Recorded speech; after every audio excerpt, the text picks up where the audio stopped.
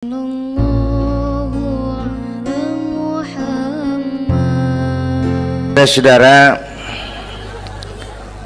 sekarang ini banyak orang bisa memberi contoh, tapi sedikit orang bisa menjadi contoh.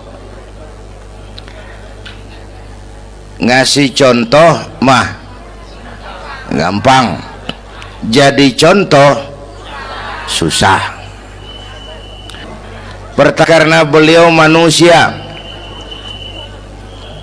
Laqad ja'akum rasulun min anfusikum. Kalau kambing disuruh nyontoh ayam, yang nyuruh nyontoh kagak punya pikiran, ya kagak level. Kambing mah nyontohnya kambing, kebo nyontohnya orang, nyontohnya orang. Makanya Nabi kita orang, bukan malaikat, bukan jin, bukan dewa, manusia. Kalau manusia disuruh nyontoh manusia, itu perintah masuk akal, predispositionnya sama. Kalau disuruh nyontoh malaikat mah ribet kan. Malaikat bagaimana nyontohnya? Dia mah tidur kagak, makan kagak, sama duit budeg, sama perempuan kagak open, lah susah nyontohnya. Ya, Superman tuh biar hebat nggak bisa dicontoh Superman, bagaimana terbangnya? Lagian pakai celana dalam di luar, Pak. Nggak bisa dicontoh Superman mah. Nabi kita manusia utuh, cuman sungguh pun manusia, kualitasnya beda. Ini namanya basyarun la kal basyari. Manusia memang, tapi jangan samain, bobot bibitnya beda. Contoh, kita nih manusia, kita tidur. Nabi kita manusia, beliau tidur. Tidur Nabi, tidur mata doang, hatinya nggak pernah tidur. Tuh bedanya sama kita tuh. Tidur kita keblek, asal tidur habis-habisan. Lagi, kita manusia, kita keringetan. Nabi kita manusia, keringetan. Keringet Nabi harum wangi, bau minyak kasturi, zaman belum ada parfum. Keringet kita udah rasain aja masing-masing dah, jangan pakai dikebet udah.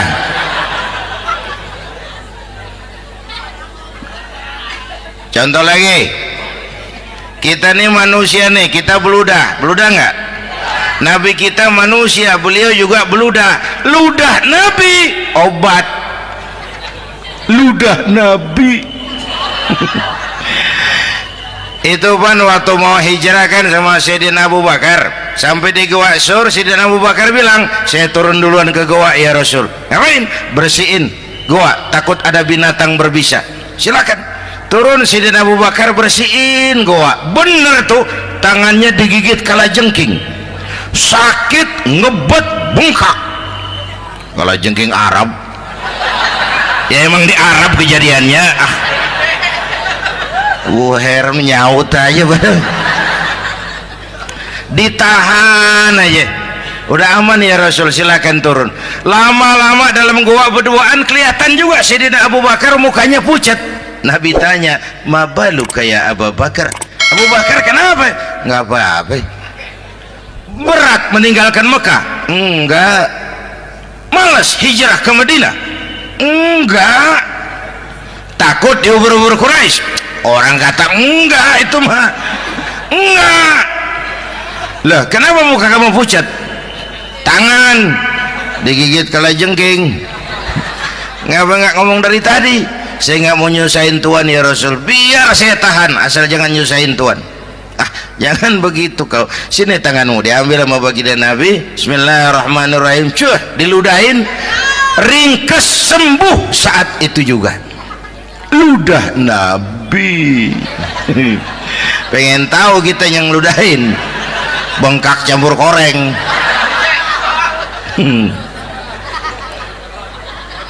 Satu tuh alasannya kenapa Nabi dijadikan contoh, karena manusia, kalau manusia disuruh nyontoh manusia pasti bisa dong ya. Yang kedua, karena tadi kata Bang Haji Oma, pribadinya itu pribadi yang multidimensi. Mau nyontoh apa? Pak, saya ini pengusaha Pak.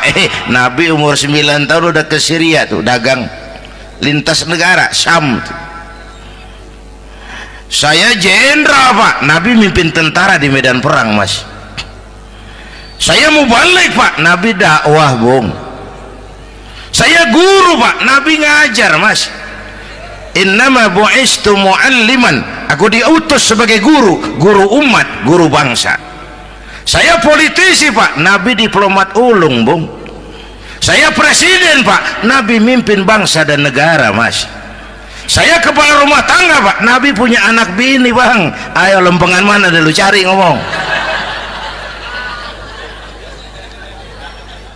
Malah Nabi Isa tuh nggak bisa jadi contoh bagaimana membina rumah tangga bahagia.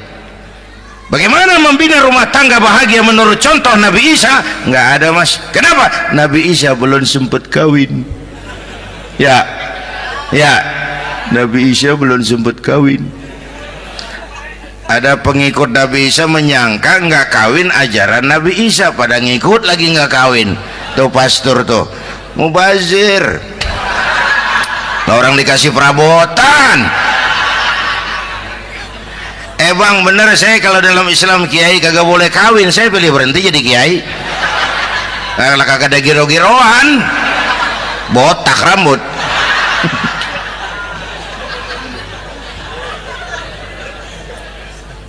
Makanya Bang Haji Oma cerita poligami saya girang banget tadi. Bukan yang ngomong ahlinya soalnya.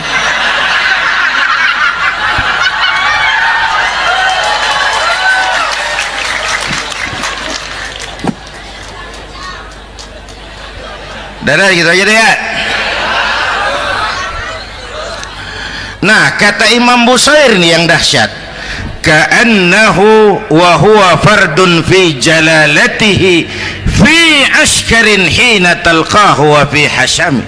Sepertinya kehebatan Rasulullah itu sama baik sendiri maupun di tengah tentara. Artinya begini, orang hebat banyak, tapi yang hebat di mana-mana susah nyarinya.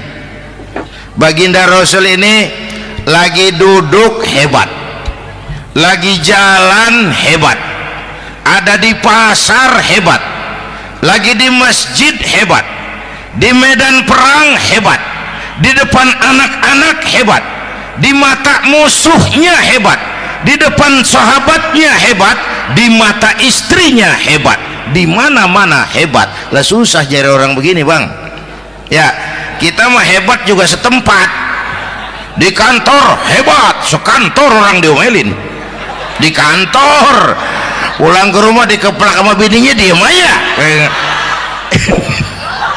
Ini di depan bininya dia kagak hebat dia mah.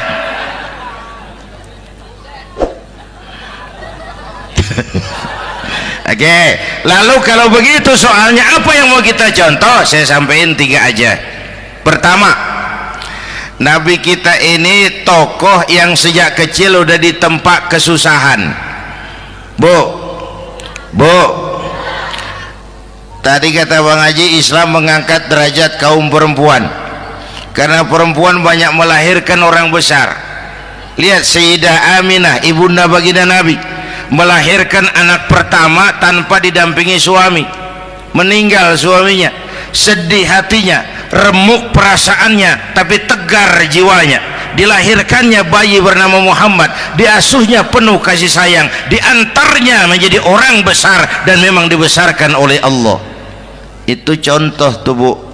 Bilangin anak-anak tong, bocah Nabi ngangon kambing tong, sekolah tong, jadi orang gede. Baba lu tibang tamat SD, lu sarjana lu. Baba lu cuman jadi RT, lu jadi camat lu. Biarin malu baba lu pala jadi kaki, kaki jadi pala, asal lu terus sekolah.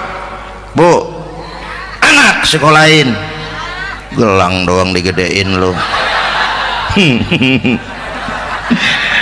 Nih kan kita Betawi nih pendidikan ngentengin banget kotaan. Udah dong, yang tinggi-tinggi sekolah udah. Ngapa mak? Bawa lu kagak sekolah hidup noh. Hidup dong, pun jamu monyet juga hidup. Bu, anak sekolahin.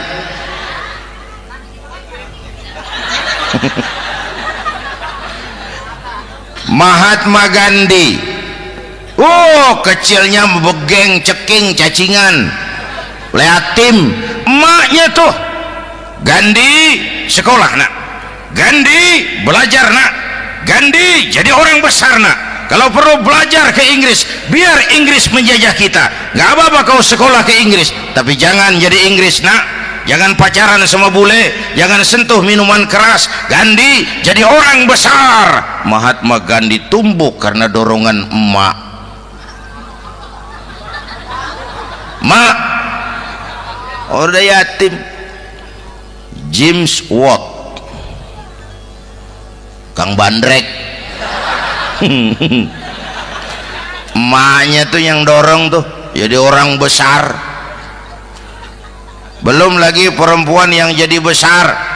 Di Indonesia ada Kartini, di Jawa Tengah ada Dewi Sartika, di Jawa Barat Dewi Sartika, di Bengkulu ada Fatmawati Soekarno, sang penjahit bendera merah putih.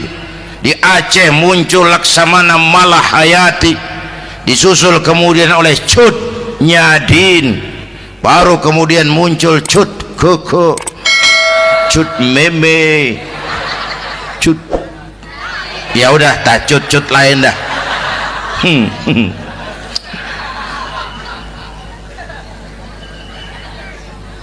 Nabi ke remajanya nggak dikolokin, tegar, tahan bantingan, nggak cengeng. Begini bang, kalau bahasa kita nih, bahasa Betawi nih, orang mah bang kalau udah biasa susah ketemu susah nggak kaget udah. Ya kita Betawi kan masuk sudah nukangin. Susah mulu. Saya santri nih biasa makan kangkung, datang ke rumah temen dikasih kangkung, makanan gue ini mat, dikasih daging ayam lah nambah. Emang apa? Orang mah kalau biasa susah enak, nggak kagetan. Saya santri biasa tidur di masjid, disuruh nginep di hotel lah pules nggak? Tapi yang biasa tidur di hotel suruh nginep di masjid encok. Makanya kemarin tuh waktu menteri-menteri baru dilantik tuh saya ngarepin tuh, mudah-mudahan nih menteri ini begitu dilantik bacaannya nawaitu sauma ghadin. Lu pada niat puasa dulu dah, entaran. Puasa kan bukan kagak boleh, nunda doang, nunda puasa mah. Tempe boleh maghrib, tahu boleh maghrib, air kelapa boleh maghrib. Lu menteri pada mau naik mobil mewah boleh, ntar kalau ekonomi udah mendingan, rakyat udah pada legaan napasnya. Ya sebab apa? Itu duit buat mobil para menteri kan duit negara kan duit rakyat. Duit rakyat kan duit gue juga, itu ada di situ. Gue bayar pajak. Sayangnya kebanyakan pejabat kita asal dilantik aja bacaannya Allahumma lakasumtu, niat buka puasa. Orang buka puasa kan kemaruk, apa jadi gares ya. Bu, jadi benar Islam mengangkat harkat, derajat, martabat kaum perempuan. Kata Bang Haji Umar tadi, dengar nggak tuh? Waktu Nabi ditanya, ya Rasul, siapa yang paling harus saya taati di dunia? Ibumu. Setelah itu ibumu. Setelah itu ibumu. Setelah itu bapakmu. Ibu 3 kali disebut, bapak. Coba pikirin, ibu 3, bapak 1 bapak. Ini bagaimana ngitungnya? Jadi kerok begini nih ngitung nih.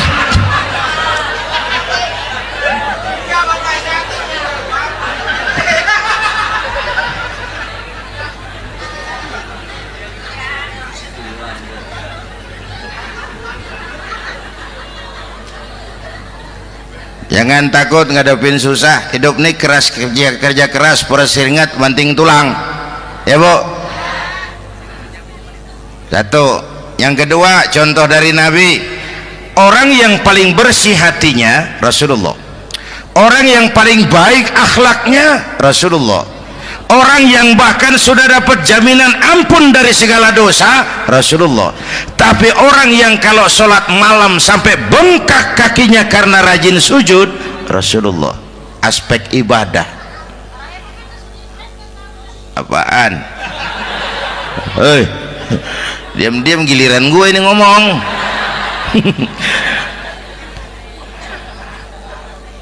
Lo ngomong lagi udah gue pulang. Canda neng. Udah gantian ya. Ya. Apaan urusan? Orang yang dosanya udah dapat jaminan ampun kalau salat malam bengkak kakinya karena rajin sujud. Saya tahu di sini juga banyak yang kakinya bengkak. Semurat. Oke. Kira-kira 3 minggu yang lalu saya menghadiri haul akbar Syekh Maulana Malik Ibrahim di Gresik, haul ke-609. Dari situ saya ke Surabaya ikut zikir sama keluarga besar Tarbiyatul Qulub.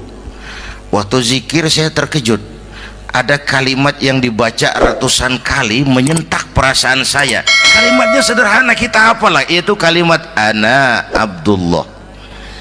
Dibaca ratusan kali, ana Abdullah, ana Abdullah, ana Abdullah, ana Abdullah. Buat saya itu menyentak karena memperteguh komitmen saya hamba Allah, saya hamba Allah.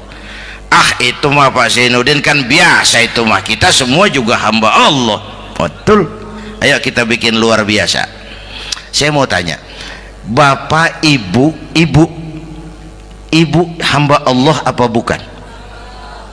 3 orang. Ibu hamba Allah apa bukan? Hamba Allah. Kata siapa? Nah, kata ibu sendiri. Kalau kata sendiri pan namanya pan ngaku.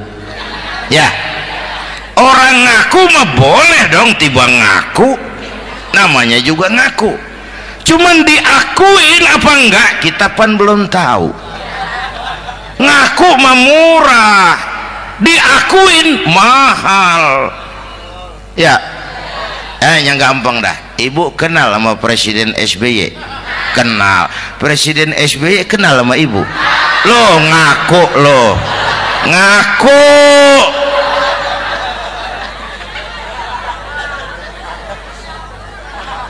Saya hamba Allah, kata saya. Berapa banyak orang mulutnya hamba Allah, perbuatannya menyatakan dia hamba dunia, hamba harta, hamba jabatan, hamba setan, budak nafsu. Nggak sesuai ucapan sama perbuatan. Yuk jadi hamba Allah yang beneran. Jangan separuh-separuh. Kita mapan asal sakit mah hamba Allah. Ya Allah, ya Allah, lagi sakit. Sehat ya dikit, keder, nyari masjid nggak ketemu.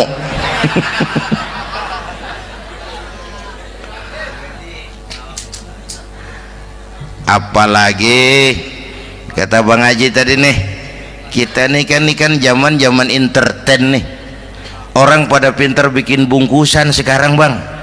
Ya, abad entertain, orang pada bangun pencitraan. Tadi itu kiai sama dukun tipis bedanya. Dukun pada pasang iklan sekarang, ketik reg.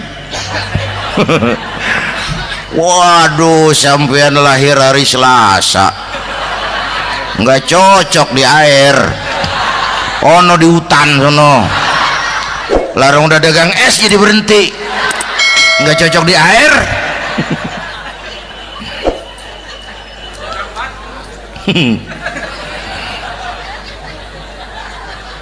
Bu, Di zaman ini siapa pakai apa, siapa mau jadi apa kagak urus nih. Bapak Ibu hadirin yang saya hormati, dan masyarakat kita ini kayak daun kering. Tahu daun kering? Gampang dikumpulin, susah diikat, berisik, gampang dibakar. Tuh daun kering. Penyakitnya kutil, kurang teliti, cepat heran, gampang kagum. Cepat heran, gampang kagum. Dulu ada tuh satu hari tabrakan di jalan kenceng, buah, korban jatuh belepotan darah, dikerubungin orang banyak. Datang wartawan mengambil gambar dari dekat, susah, orang banyak bener ngerubung. Cari akal nih wartawan, tolong saya dikasih jalan ke dekat korban. Orang nengok semua, saudara siapa? Saya bapaknya korban, katanya. Dia ngaku bapaknya korban. Ya orang minggir semua, minggir, ini ada bapaknya korban. Orang minggir semua, dia maju ke depan korban. Sampai di depan korban pucat mukanya tuh wartawan. Kenapa? Yang ketabrak anak monyet, Pak. Dia udah kedongan ngaku bapaknya korban.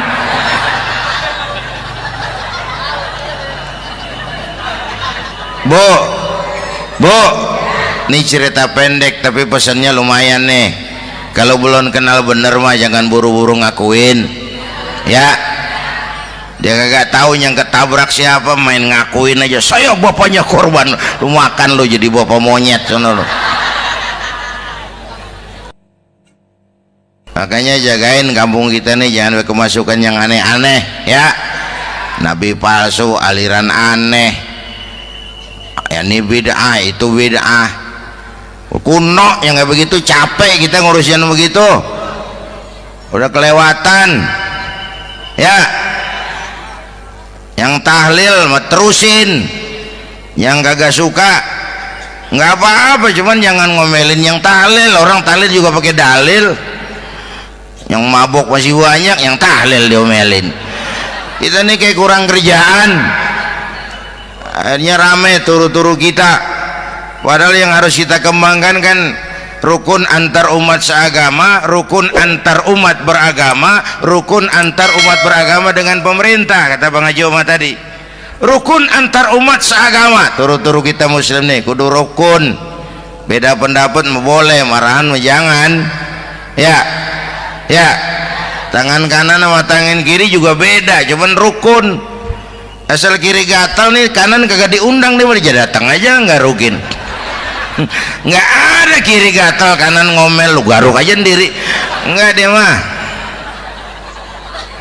akur, ya Bu.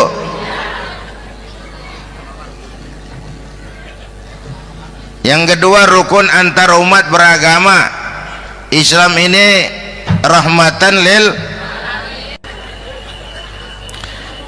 Yang ketiga, rukun antar umat beragama dengan pemerintah. Ini mah kita kan bermasyarakat sama juga sembahyang berjamaah, ada imam, ada makmum, ya. Nih rakyat kalau jadi pemilih yang pintar ke depan, nah, mau milih wali kota kayak gubernur kayak presiden kayak. Sebab apa? Sholat berjamaah kan siapa makmum kagak penting, Bang. Makmum mah siapa aja boleh, ya. Tiba ngikutin dia mah, ngaji dia mah gimana kayak nggak ada bab pemilihan makmum. Nggak usah, makmum mah kagak usah dipilih, siapa aja boleh, ya. Bang, tuh orang budak, Bang, boleh jadi makmum.